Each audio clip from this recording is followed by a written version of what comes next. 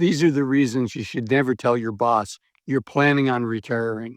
And the first one is life might change. As I'm recording this, the stock market is down 10% in just 2 days. And we're worried about not only the US, but the whole world entering a recession. And once you've told your boss you plan on retiring, you want to retire, whether that's in a month, 6 months, or a year, it's hard to unring that bell. Let's go for a walk and we'll talk some more about this. So I am a fan of being a good team player. And my heart, I want to let my boss know, and I want you to let your boss know and your team know that they need to plan on, you're not going to be there in 6 months, a year, or whatever your timeline is. But the reality is, because it's so hard to reverse that decision. Now, some people can get away with doing that, right? Some people can say, I've changed my mind. I want to keep working. But for most of us, we cannot do that. And given that, I think it's super risky to give too much notice.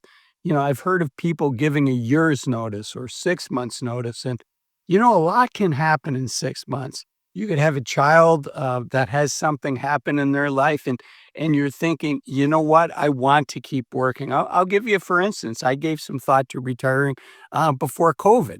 And uh, I ended up, once COVID hit, I had 2 kids in college. None of us knew what was going to happen. And you know what? I'm really glad that I did not say I'm thinking about retiring, because it ended up being 4 years later until I retired. So that's number one. Number two is, there are discretionary payments that are made to us. Maybe you have a bonus. Maybe there's different opportunities that you could have, and those could be withheld from you if the company knows that you're planning on retiring.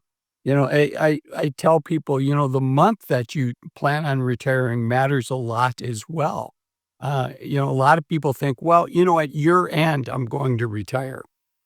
And so they tell their boss they're going to retire in December. Well, many of us get our bonuses decided in December, and maybe paid out in January or February. So if you do that, you could be walking away from thousands of dollars that, if instead of giving 6 months notice or a month's notice, you only gave 2 weeks notice. And I know that that's hard, but the reality is the company can decide maybe to bring you back as a consultant to help with the transition. I do want to caution you, the four most dangerous words for a soon to be, a would be retiree, is just one more year. It's super easy to continue to work. It's super easy to say, well, I've retired and now I'm a consultant to the company. Well, are you really retired?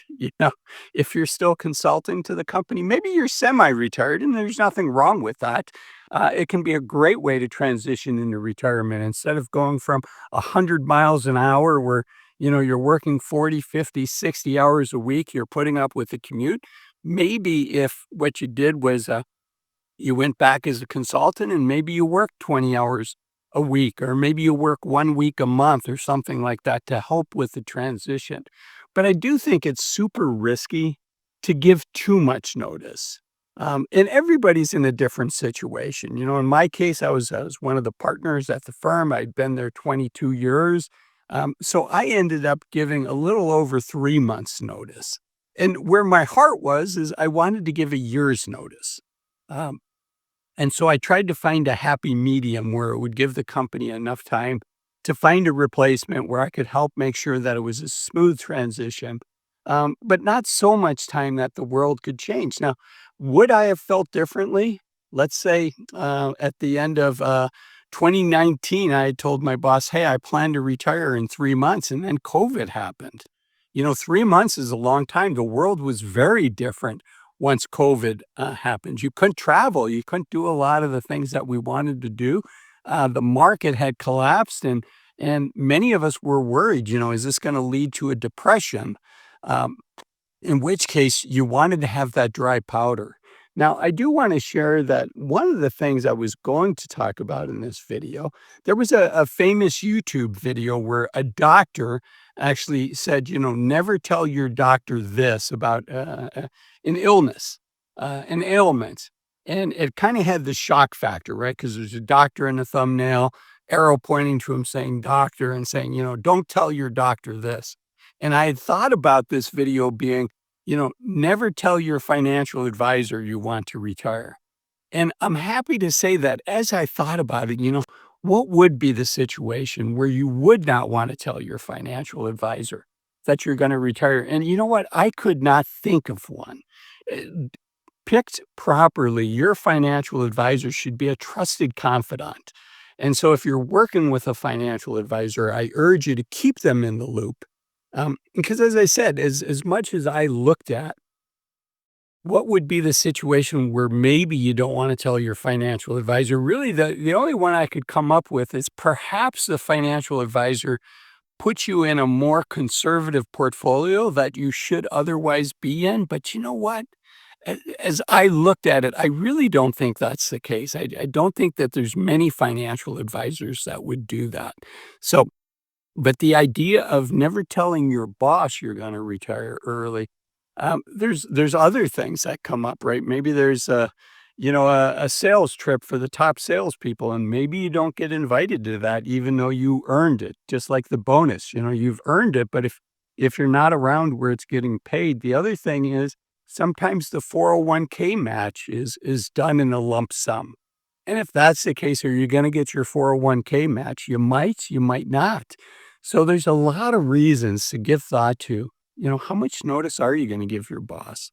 And you've got to weigh that you wanna be a good employee, you wanna be a good team member, you want to leave your company in a good situation, right? None of us we're not retiring because we wanna hurt, the organization. We're retiring because we wanna live our life to the fullest, and unfortunately, we're not gonna stay healthy as long as that we think we are. Um, the reality is at 60 years old, I'm 60 now, so I don't like hearing this either, but I think it's an important reminder. At 60 years old, if I'm lucky, I have 1,000 weeks of healthy active time in front of me. And many of us are going to have less than that. The World Health Organization reports that the average American loses their health much sooner than 1,000 weeks after turning 60. If we lived in Japan, if we lived in Southeast Asia, if we lived in many parts of Europe, we could count on maintaining our health on average as a society to about 72 years old, maybe 75 in Japan. But here in the United States, the average American, this is according to the World Health Organization, we're going to lose our health at 66.1 years old. That's just 13 months after when most of us are planning on retiring at 65 years old. I don't know about you. I want to have a lot more healthy, active years. So I want to be healthy and active.